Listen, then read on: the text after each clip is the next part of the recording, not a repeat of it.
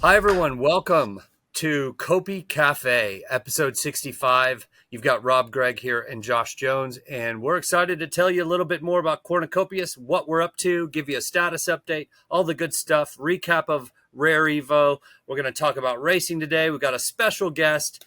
We're going to talk about testing updates and all sorts of good stuff. But first, if you are unaware of Cornucopias and what we're doing, I'm going to give you a quick description. I'm going to read it until I get this thing memorized. Cornucopias is a free-to-play, open-world MMO RPG developed on Unreal Engine 5 and is currently in early access. The world of Cornucopias is a vast experience set in a post-apocalyptic world, set in the sky, in an alternate universe's version of Earth. Players can expect a unique blend of open-world exploration, adventure, survival, combat, racing, fight, building, commerce, and more. Leveraging Unreal Engine 5, we pride ourselves on a beautiful art style that is 100% built in-house and features nanite and lumen technologies. Quick status update. We are currently in the process of testing our first megadome, Toledo Valley, where players can engage in exploration and participation in the Cornucopias Racing League by using player-owned racing vehicles. We're also internally testing our new mining experience, which was released last week. All right. So that was a quick summary. We got to do a little bit of editing on that, but it's looking pretty good. I hope you guys like it. Hope you enjoy it. And I'll try to get it memorized next time. You can memorize all that. I can. The problem that I've noticed is I typically give the intro of Cornucopias on the fly. And it comes out different every time. And so sometimes it sucks and sometimes it's good, but it's different every time. So that gives it some unique appeal. But I'd like to get a more controlled approach. Anyway, you guys give us your feedback. Tell us what you think. Promo video, don't we? Run it. It does it all that, and then we can just relax.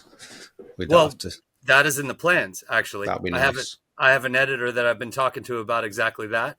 And so I do think that we'll get something pretty awesome there that we'll run ahead of time for you guys. But for right now, we're doing this. And and this could be the audio that goes over that potentially, which would be good. So tell us what you think, guys. Anyway, Rob, let's kick this off. Let's get it going. What are you drinking today, sir? So today I am going for a healthy DP. Oh, healthy, huh? That's good Well, stuff. I'm only going to have one. 45 grams of healthy Dr. Pepper sugar and all the other good stuff in there. Hey, I can't talk. I can't judge. I drink Diet Dr. Pepper quite regularly. But today I do have a cold brew coffee blend with some creamer. Nice. It's a crazy hectic day, dude. Like you saw me in the last meeting. I was getting bombarded with all these messages, announcements, and things going on, and feeling a little stressed out. I'm not going to lie. This is not one of our fun days, and I think I may have post conference blues because I just felt so tired this morning. I didn't get up till just after 9. Wow. So then I'm feeling you did have guilty. that full. You kind of lose there's a big time shift from that flight to and from UK. So you have a little more justification. I was definitely pretty exhausted after the conference. Always are, because you're up at 6 a.m. and then you're on your feet for the rest of the day until 9, 10, sometimes midnight, sometimes later. For me, I think it was 11 each night that I ended stuff. But yeah, the conference was, I thought it was great. You know, what are your thoughts, highlights? Yeah, it's good. I mean, it was kind of in 2 phases. The first phase where we met the team that I haven't seen in a good old 6 months, and we kind of had a relaxation part of driving 2 hours up a large Mount Evans, and then experiencing really low oxygen. That was different. That's the first time I've ever felt really, really dizzy, and and then there's a final rock which we climbed up, and we decided to do that whilst also drinking a little can of IPA, which is not ideal when you're feeling really, really dizzy. And it was very, very sketchy drive, but that was fun. And we go to these places and we never spend any time actually exploring them. So I explored it. I think I ventured into my first Target as well, which is very American, but we don't have a Target in Britain. Well, it's actually pretty awesome you did it that. Really spoiled me. It's great that you did it because, Solace is very, very similar to Colorado. I've said it many times in look and feel with the trees, the aspen trees. I don't think, did you see any aspen trees? Because you didn't get deep into the mountains. You went to the quick version of the mountains. We saw a few, and halfway up, they've changed it now. The lady said, "No, do you want to pay to go on one trail, or do you want to pay on all the trails?" And we were like, "Ooh, what's the difference?" And she said, "Well, if you want to go on one trail, that's $15. But if you want to go on all the trails, this is $17." Yeah. We had to have a think about that. It was quite funny. I remember laughing. Well, a good reason you felt dizzy was the lack of oxygen. You're up at mile high. So actually higher than a mile high because you were in the mountains in Denver. Denver's a mile high above sea level, but then the mountains go even further up. And so you were struggling with the lack of oxygen. That's always good to mix with a little booze. Good job. Yeah. Anyway, the conference. So we got into the conference and the team, first of all, quick thanks to our team, David, Creative Director, and also all the programming team that really dove in and got Mining Complete. Jim put a big deal of programming in. Everybody did. They were cramming to get this last mining demo ready, and they went above and beyond. And, we have a special guest today that we're going to be excited to see. So you guys will see David coming up here when we get through a couple more segments. But I think the team did an astounding job working overtime to get this mining demo in your hands. And part of the reason for that we did mining as opposed to racing is there's some fine tuning going on in racing. And David will tell you a little bit more about that in a bit. But we wanted to get something else in your hands in the meantime as well. And so that's why we got mining out. And that's going to be used in Solace. It's actually going to be used in all the zones. But the team did an incredible job of setting up for the conference. You were there, Ben, Matt, Mark, Callum. Who am I missing? Scruffy was up. Scruffy came along there and helping out. Was set up. Okay. And you guys you did a great job of getting it all set up. Really. And Jeff, sorry. Jeff was there. Yeah, the setup Jeff was leading all the setup and the networking and all that stuff. But go ahead. It was so complex. I mean, we literally got the build 5 minutes before we went live. I mean, that's gaming. We're used to that. That happened last year as well. But the setup was 4 huge 65-inch screens. The game was multiple games. We had Toledo Valley that our testers are testing at the moment. We also had a version of night mode Toledo Valley, which was actually live, hooked up to the cloud. The others were local LAN. And we had this new North Point Hills mining, which I think is important to show that we're building all these systems in parallel. So we had these hooked up on 65-inch that they were showing at 4K 60 FPS. We had game controllers. We had these really snazzy. I've got one down here. These little speakers that you just pop behind your head, but the conference was actually that loud that. Yeah, I'm not happy with our audio.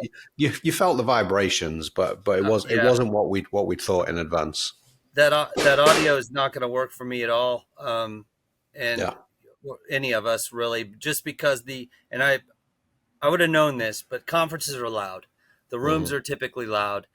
And what our desire is to make this as immersive as possible for those that are okay putting headphones on. We'll have some wipes for anybody that's worried about germs or whatever, but let's get some headphones on that are really loud and they can get immersed in the full audio engineering of the experience as well, which is good. It's it's a great Yeah. experience, and it captivates you that much more when you can get immersive. I mean, and that's what games are all about. That's why the gaming revenue overall as a whole is exceeding the combination of TV, film, music, all of that, because it's the every element of immersion brought together.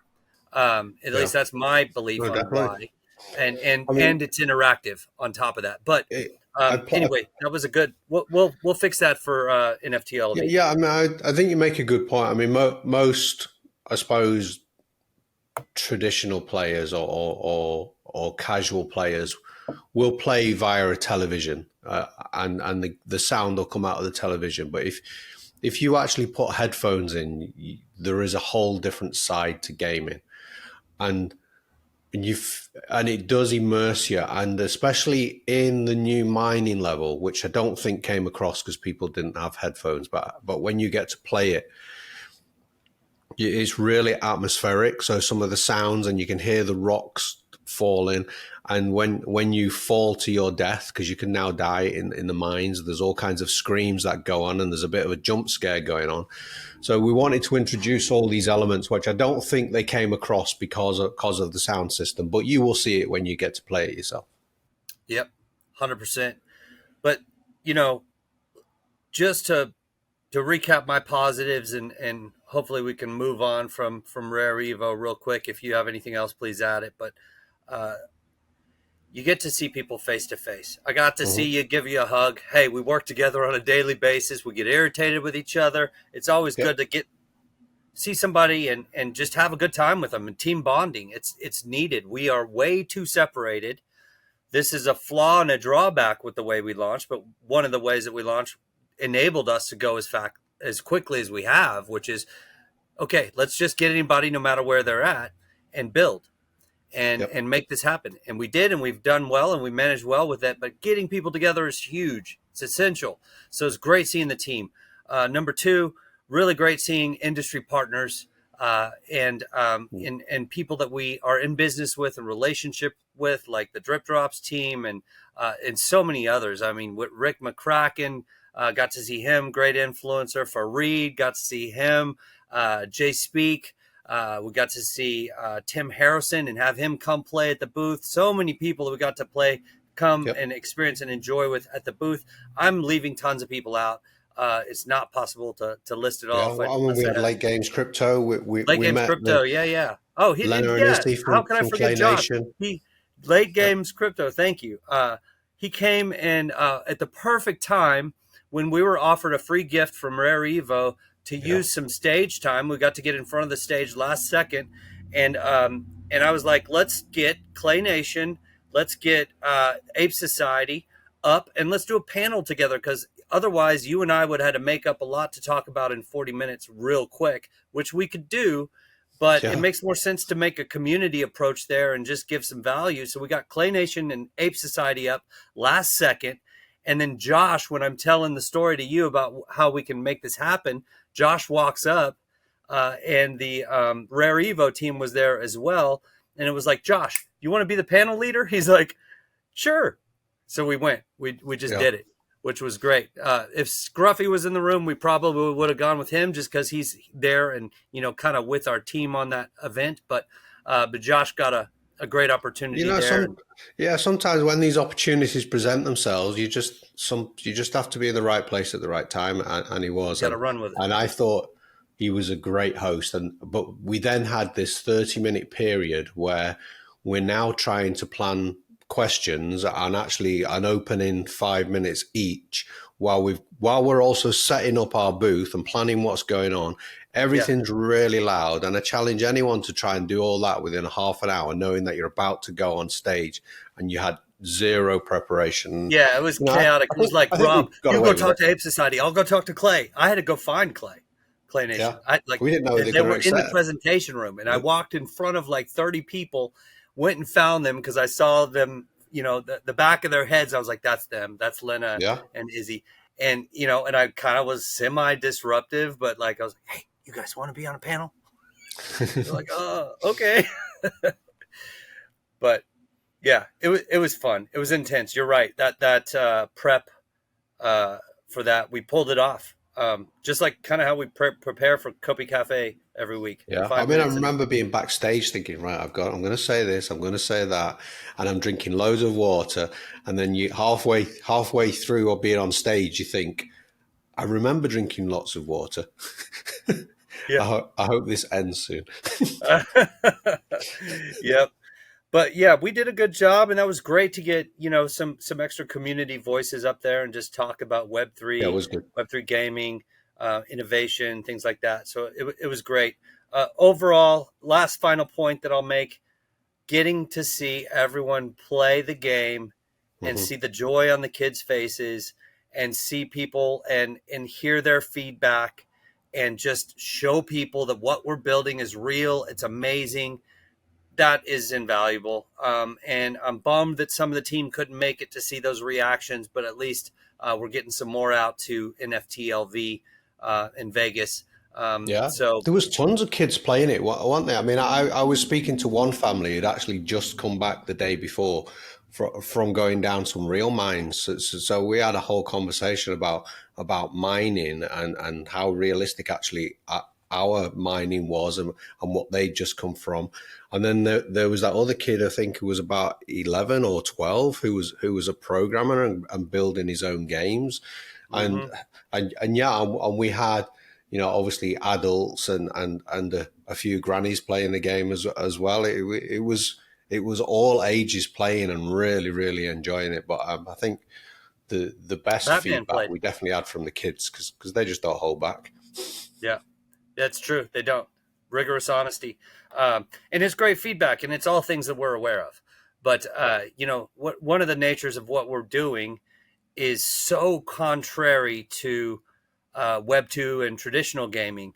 They build for years, years, years, and then release with a very you know like a larger product, a more robust.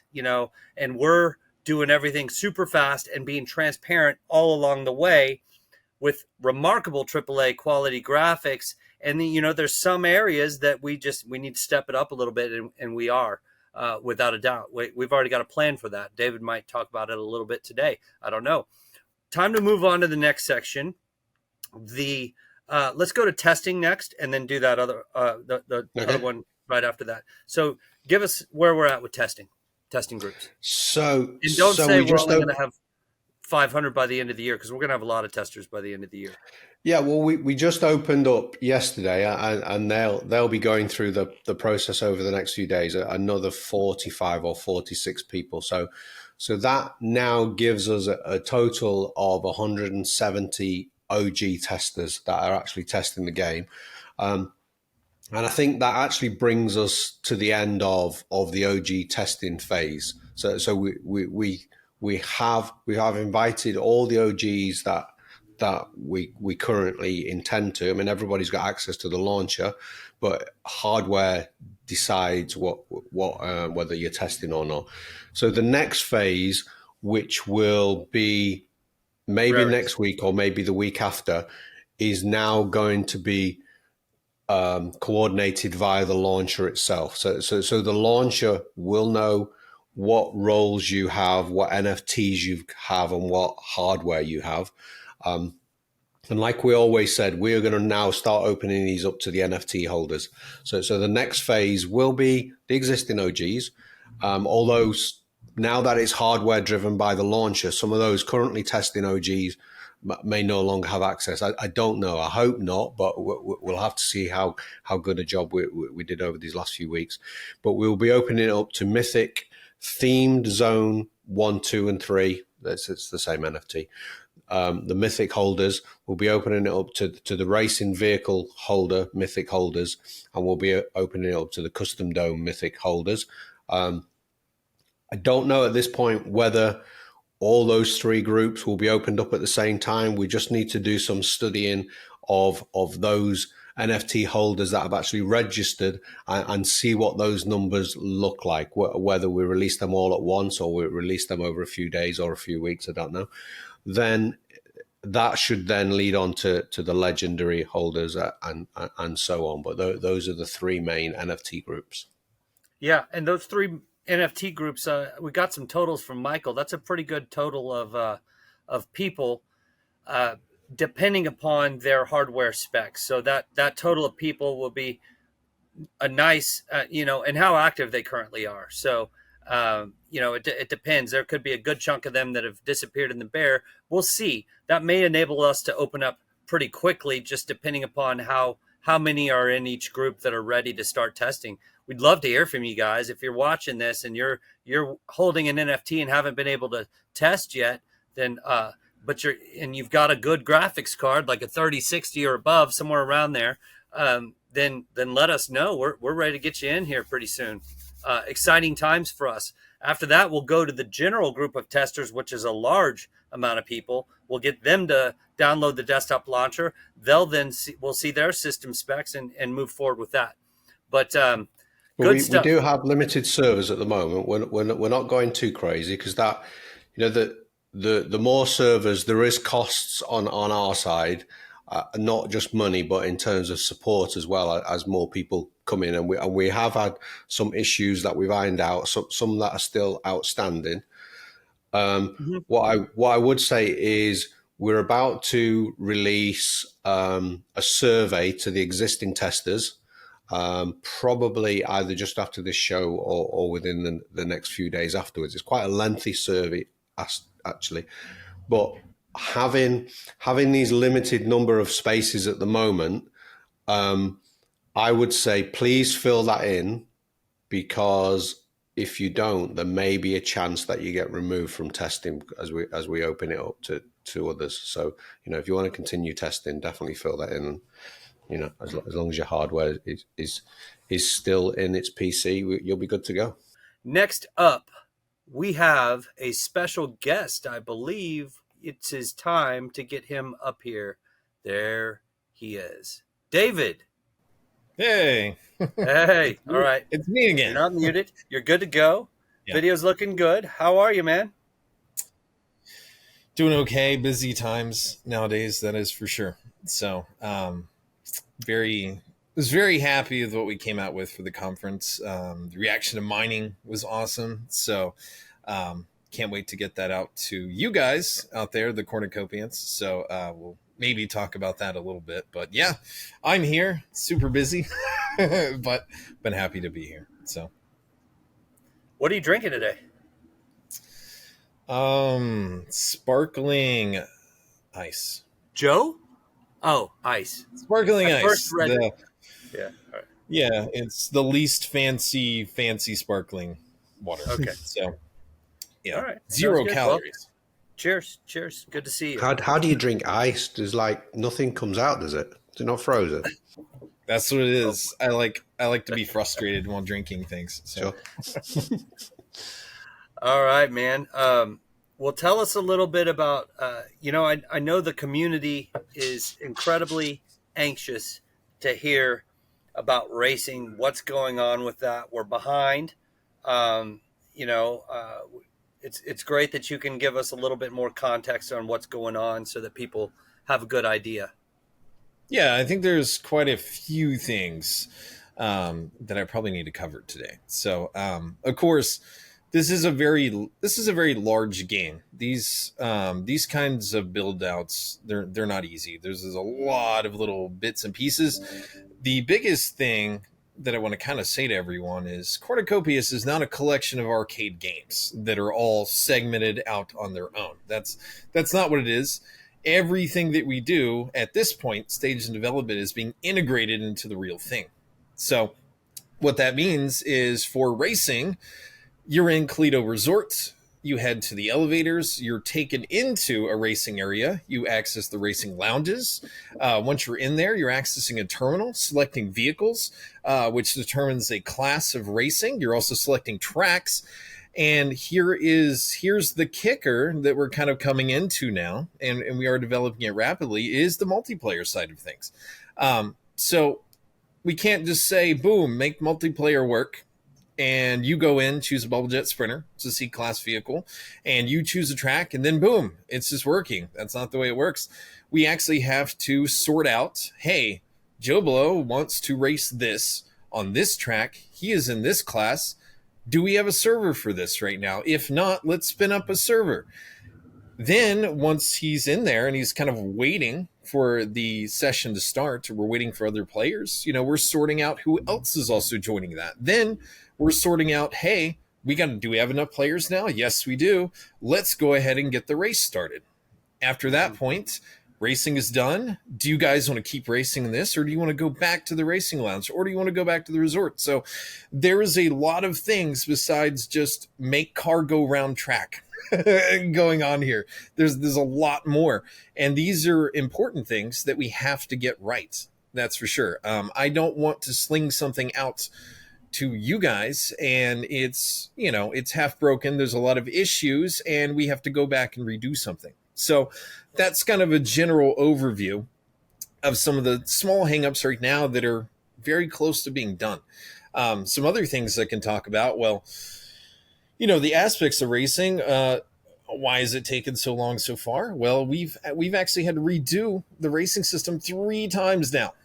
Because it is not easy to replicate on a network speeding vehicles. This is not Forza, where a vehicle's going 200 miles an hour. We've got vehicles that break the sound barrier very, very fast, and we need that to be smooth motion when you're connecting to a server. I mean, when you guys connect, you're reaching out to what is essentially a virtual machine that might be hundreds, even thousands of miles away. So that data... So there's some weaknesses in the internet. When you're sending data back and forth like that, you're not going to actually get smooth motion. Somebody else's vehicle flying next to you, you're not going to get that because data is just not that good. So we actually have to interpolate those points along the space as another player is moving past you. We have to have some math to make that stuff happen. So there's been several iterations on that, and I'm happy to say that it's fantastically smooth. I'll mention even even other games like Star Citizen. It took them 5 or 6 years to sort that out.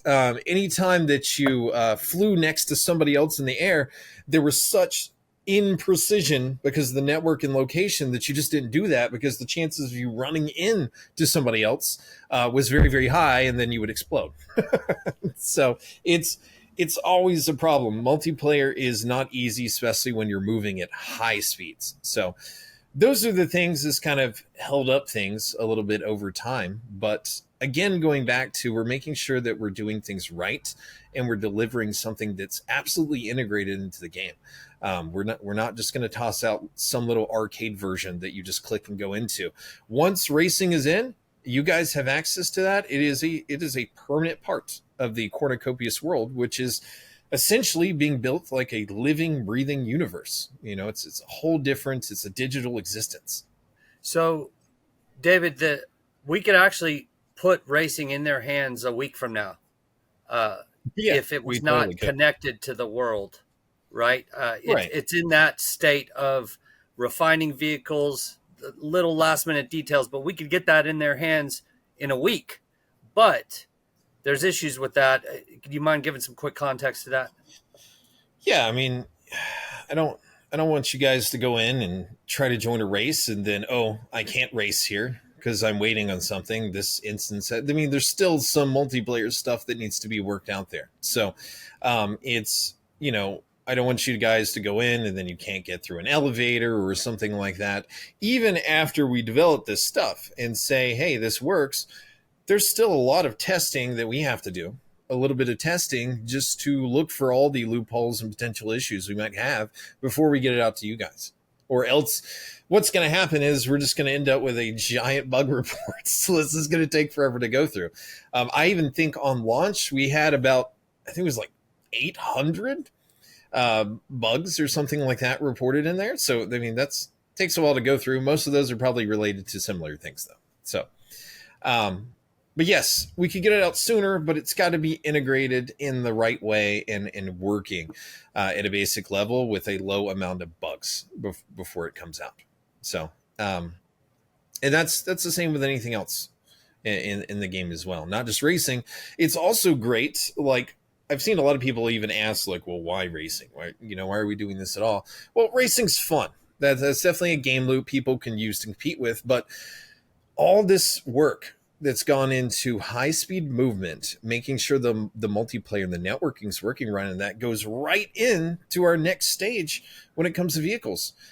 You leaving Solus with a bunch of cargo, let's say bushels of corn, in your bubble jet sprinter, and flying over to Toledo with it. So it's all that stuff in the air, is really matters. It's similar to racing in a way. We're replicating things at high speeds. So do I want to see a fleet of bubble jet sprinters in the sky, just like flying across with no issues? Absolutely. So, and that is what racing will play into. So we're not just building racing here and making sure it's right. It's also laying the foundation for the other really important economy parts of the game.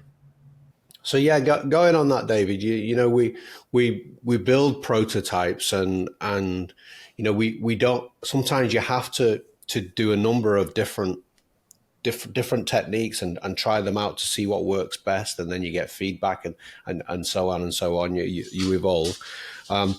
So yesterday, yourself and the team showed us a completely small test level with characters and some other goodies in there that you're looking at. Do you want to go through what you showed us there?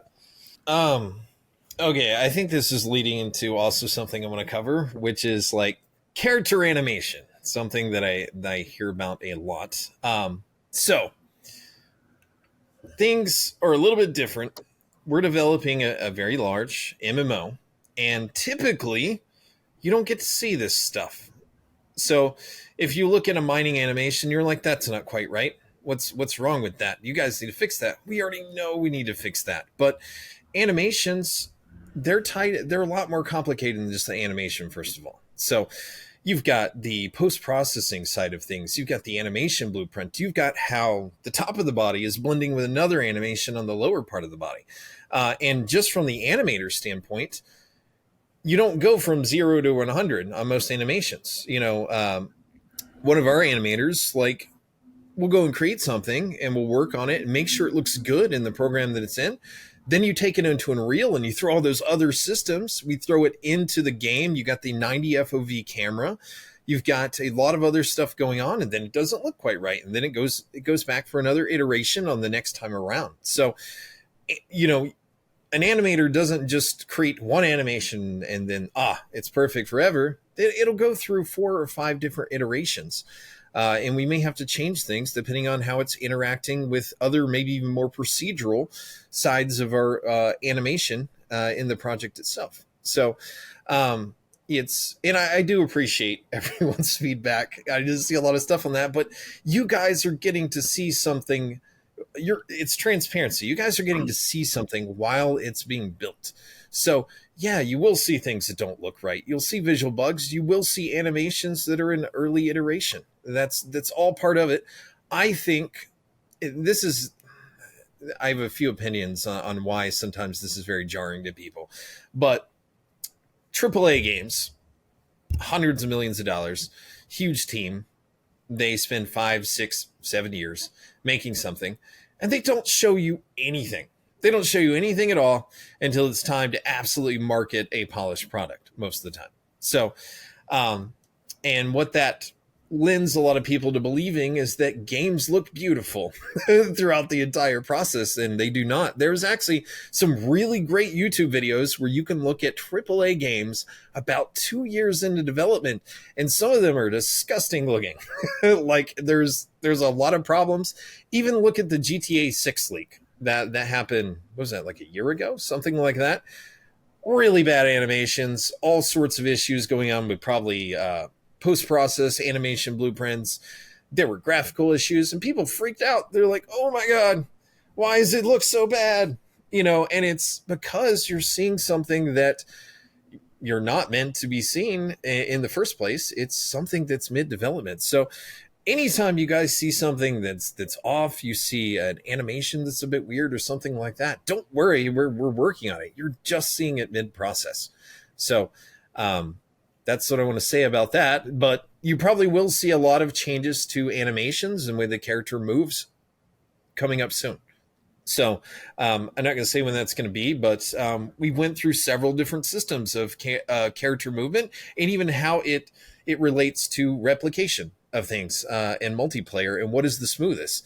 It might be fine for a character running around, but then we're like, hey, we got this giant elevator, we need to go up at speed. Why are we having issues with this giant elevator? So there's a lot of things that go into it, and we might fix that, and then it causes some other problem here. We might be well foot planted on an elevator, and all of a sudden when we're running around, we're sliding across the ground. So there's so many aspects in this, but it's you're just going to see it improve over time. It is all part of the process.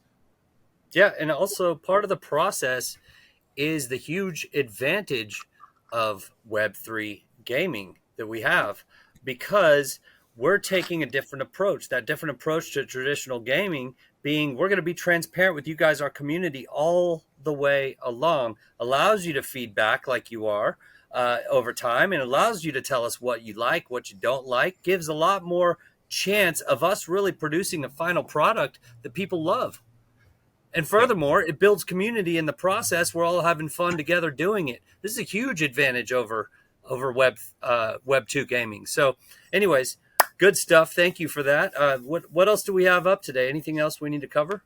Yeah, well, I mean, I was just going to say, when David came on board, that was one of our challenges, to convince you that this is the way that we want to present the project and get early access. And I know true. You definitely, I think it took us over a year for you to start sharing anything. So yeah, when you're used to, like, I mean, the direction in mainstream is like, don't show them anything that's messed up or looks weird. Yeah. And of course, from, I'm not from like blockchain gaming or anything like that. All the stuff I've done is mainstream. So it's when you're like, oh, you want me to show something unfinished? I can't do that. That's against the rules. So it did take some adjustment. And in fact, everyone we hire here, all from mainstream type stuff, they're all have the same feelings. It's like, oh, we can't show something mid progress. It's and it's also really important that I say this. It's also why we're not marketing heavily right now. Yeah. Right. So that's another thing, is because we don't want to open up the FUD can of worms from traditional gaming right now. We're not ready for that. It's going to come in, it's going to trickle in, but by the time it really starts to, we're going to have a lot more, and it'll be a better experience. But yeah, that's a good point. But just before we move on, I know we're keen to move on to the next subject. I just want to talk about this prototype just a little bit more. I'll be really quick. So in this prototype was multiplayers. I think there was 6 of us. We had this new moving characters, which were really, really smooth. There was crawling in there, and we had interactions where you could press buttons and you could fly along panels, which was great. And then at one point, you were all flying along this panel, and you said, "Where's Rob?" And then you look back, and there was me doing some farming at the background. I was getting hooked farming all these different bushes and then putting them in the inventory system. I'm just throwing a lot of buzzwords to introduce the kind of stuff that we're going to be working on. Yeah, you're referring to essentially gathering the inventory system, all of that kind of stuff. It's exciting. So, this is probably where I can bring into. I don't know if we want to take some time to talk about mining in that game loop and how that's going to lead into the inventory eventually and all of that. We could take some time. So what you saw there was kind of the basics of our inventory system, something that's still being worked on. There's many different routes that we've sort of prototyped for inventory, anywhere from a three-dimensional mesh-based, inventory system. I axed that because I don't think that's it's not very scalable for an MMO. In a way, it's probably better for survival games. We also have what's called jigsaw inventory, which is where, let's say if I have an apple, right? Apple is similar size to our smallest, like what I would say is our standard unit or cargo unit, right? Like a large apple, you store that in your inventory. But let's say you got a rifle, you're out there hunting and soulless, you got a rifle. That rifle is going to take up like 4 slots, long ways this way. And it's not really a weight-based inventory system. It's more based on what you can fit, which is, to me, is more of a real life similarity. If I had a backpack, I could probably carry as much stuff as that thing can fit, and it wouldn't slow me down that much. But what I am limited by is space itself. So other ones is, and then also just basic slot-based inventory. So I'm not saying which one we're going with quite yet, but you'll see that stuff in the future. Mining kind of plays into that. We got some other things going on like fishing and like tree chopping, the gathering type stuff. We've even got eating at this point as well. But you go in, you break up some ore that you would find in a mine, and you get ore, but you also get pay dirt, all that extra stuff that breaks out of the rock on the ground. You scoop up the pay dirt, and eventually, in the next stage of mining's development, you can go and take that ore to an ore processor that will refine it a little bit, and you can take the pay dirt, to a flume and actually sift through that, and you might get extra goodies. So I always call it sort of a double lottery system where you're like, I'm in a mine, I'm going to strike something good. You not only get something good, perhaps, you get some pay dirt that you get to go find out later, what else did I get out of mining? So it's an extra aspect. I do think the mining turned out really well. It is a lot of fun to do. It sounds good too. Still working a little bit on the animations, of course, and there'll be some other factors in those mines that we'll talk about at a later date that plays into lore, portals, quantum monsters. You know, there's a lot of things like that that'll be very interesting coming up there. So yeah, that was worth extracting a little bit of. I said the Q word. Absolutely. So, lots of rare minerals as well that wouldn't exist in our current world, but are due to the stuff that's actually happened to Cornucopias. What do you call it? Quantitite. Quantizite. Quantizite. Yeah. Quantizite. One of many, what I would say on the rarity level, mythic level ores. I think Genesium is another one. There's going to be quite a few in each rarity category, but we're trying to make sure that the mining game loop is something that's a lot of fun, that goes beyond MMO's typical, hey, I found this really obvious lump sitting on the surface, I press the button to start mining, I watch the circle and wait until it's done mining. It's just not very interactive. I think we already have something that's way better, way more fun, especially when you guys as a community get in there and you start looking around with your flashlights and I found this. I think it's going to be a lot of fun. Another thing I want to cover on that too, I have seen a lot of talk in Discord about mining being on your land plot. You won't have a mine on your land plot. Those are much too big. Those are things that you will find spread across the map. That's in the public lands area that you will go into to get resources. But what you can use your land plot for is to build things that process stuff that you get from mines. And because you're on your own land plot, you're going to have something that functions much better for that than somebody using the free version that might be sitting out somewhere outside a mine or something like that. So you go into a mine, you load up on a bunch of goods. You might throw some of that on your mount to carry extra stuff, take it off to your property, get that stuff taken care of, and get that stuff to market. So pretty simple process. But yes, you won't be seeing a big mine like that on anybody's property. Yep, very good. Some people are going to watch this 5 or 6 times. That was some right little nuggets coming out of that conversation.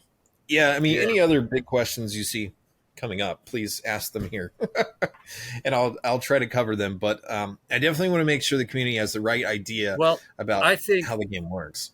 I think we got 1 or 2 questions. One of them you could answer, and that might be just wrapping it up today. I don't know, but do you want to give David the question this time, Rob? Because people hear from us all the time, so maybe we give David like a big question. Steering wheel. Let's go for the one from Terry N. Says, will natural resources like ore and trees be shared amongst all users, or will each person see their own? Likewise, what's the plan for crops which have life cycles? Okay. So I'm not going to fully go into the life cycle stuff of crops right now, because that's stuff that's an early prototype, and I don't want to say it's one way and it ends up being another way. But what I can tell you about, let's say, logging in general, if you're going to go cut down, get some timber, very similar to mines, those are going to be in designated logging areas. very similar to real life. I can't walk outside my house right now and start chopping down some random tree. I will probably be arrested. Most likely. You can do logging in very large, like preserved forest areas that are designed for that. So you will gather things there, go back to your plot, and use things that you have there, like a sawmill that you built to process that wood. There, and of course, there'll be a free player aspect of a sawmill, but it won't be as good as what you'll have on your plot. Now, that's not to say that you can't grow a tree on your property and actually cut that down and do things with it well, but those will probably be more in the way of not standard trees. Those could be like little special trees that might have some different purposes, a little bit more rare, that kind of thing.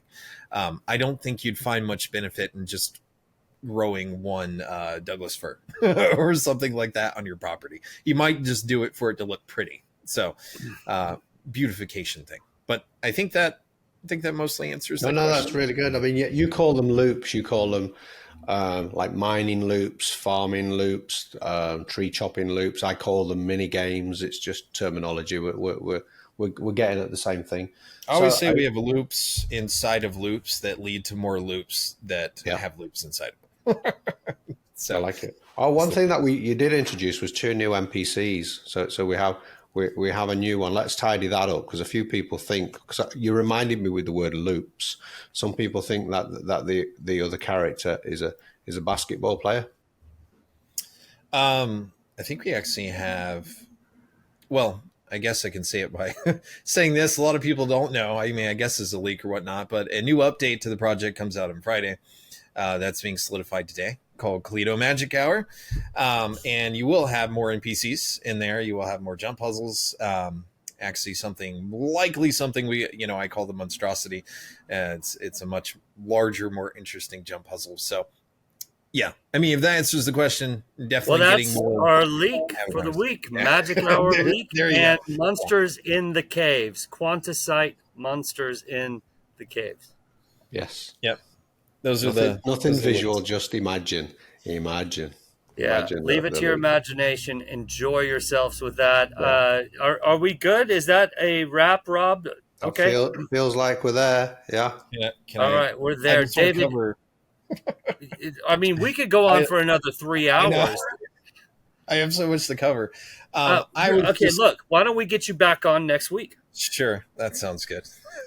Be down? So, yeah. And you are coming to Vegas as well, aren't you, David? Yes, I will be in Vegas. So very excited to be there. So okay, all right. So you even got a spontaneous leak on David going to be back on next week. Copi Cafe. More to cover. Lots of fun stuff here. Everyone, thank you so much for watching. We always appreciate your community feedback. We thank you for being a part of what we're building together. I really hope that we're all just having fun in the midst of it, as that's what this is all about overall. So there's value to be had just having fun in our Discord. If you're watching this and you haven't joined our community, please go to @Cornucopias Game on Twitter, find our leak tree, join our Discord. Check out what we're doing in there in the community. It's a lot of fun. We've really been intentional about cultivating a very positive and enjoyable community in there. Thank you again. We'll see you next week. Bye-bye. Bye-bye.